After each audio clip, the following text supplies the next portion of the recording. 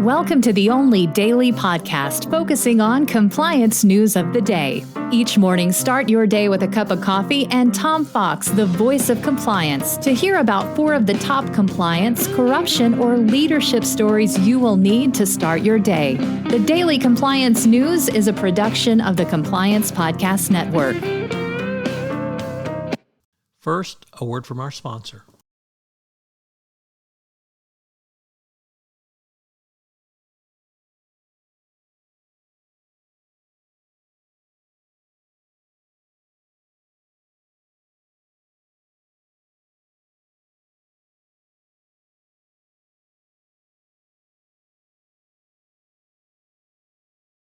The Daily Compliance News for March 30, 2022, the CFPB Roars edition. And we begin with that story as from the New York Times as CFPB Director Rohit Chopra says that banks and other companies who break rules multiple times, i.e. recidivists, should face longer-lasting consequences, including losing their license to doing banking. Of course, this goes against every fiber of the federal government's body in going after large financial institutions, which are generally deemed to be too big to fail.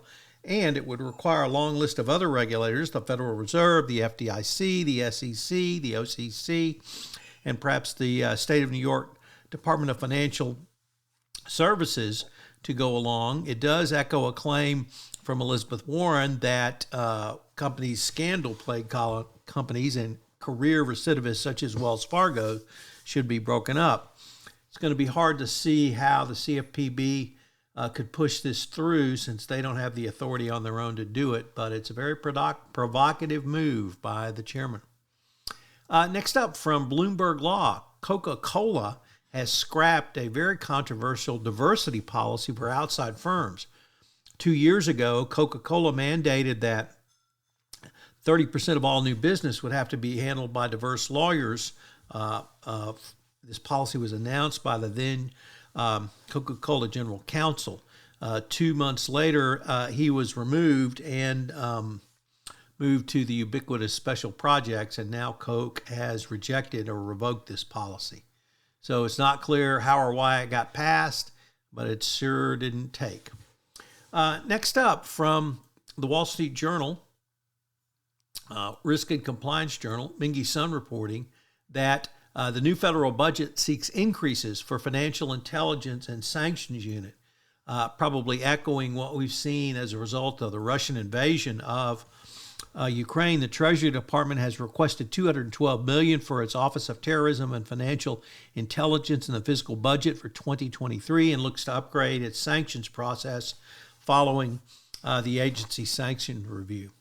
And our final story comes to us from the Washington Post, which basically says that companies need to adapt to the new hybrid working model. The companies adapted to working from home, and they can make that same adaptation going back to the office. Remote work is not too hard, and it can be managed. You don't have to be in person to facilitate random encounters. Employees who don't return to work does not mean they're not trusted. So these are some of the myths that the article debunks, but it basically says things have changed and companies need to change with them going forward. The Daily Compliance News is a production of the Compliance Podcast Network and a proud member of C-Suite Radio. Thanks so much for listening. I hope you'll join me again tomorrow.